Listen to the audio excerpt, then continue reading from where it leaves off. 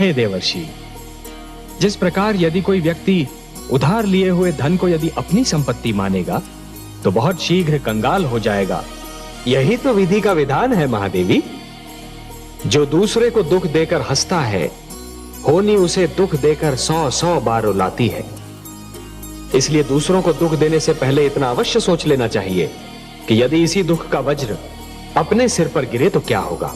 महादेवी, जिस प्रकार बिच्छू को यह ज्ञान नहीं होता कि उसका डंक केवल किसी और को नहीं स्वयं उसे भी चुभ सकता है, उसी प्रकार एक दुष्कर्मी को भी यह ज्ञान नहीं होता कि उसका दुष्कर्म स्वयं उसे भी हानि पहुंचा सकता है।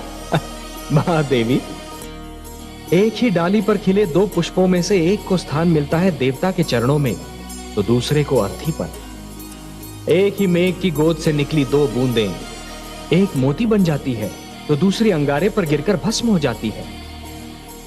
यह सब फल होता है इस सत्य का कि किसे कैसी संगत मिलती है। सत्य कहा आपने महादेवी, सत्य कहा। और इसीलिए माता पिता को सबसे अधिक ध्यान बाल्यावस्था में संतान के चरित्र निर्माण पर ही देना चाहिए। जिस प्रकार जब जल माटी को गीला कर देता है तो माटी में से सुंदर अंकुर फूटते हैं, उसी प्रकार जब भक्ति मन को उदार बना देती है तो मन में सुंदर विचारों का जन्म होता है। महादेवी, जिसके मन में खोट नहीं होती वो स्वयं को भी सच्चा समझता है और दूसरों को भी, और जिसे अपनी भूल का विस्मरण होता है उसे उसका दंड अवश्य मिलता है। इतिहास रचा ही इसलिए जाता है महादेवी कि आने वाली पीढ़ियां ये देख सकें कि उनके पहले की पीढ़ियों ने क्या भूल की और वो उस भूल को ना दोहराएं। यदि दोहराती हैं तो दंड पाती हैं, दुख झेलती हैं। जानता हूं महादेवी, क्षति पहुंचाने वाले को दंड देना तो बहुत सरल है, पर उसे क्षमा करना बहुत कठिन।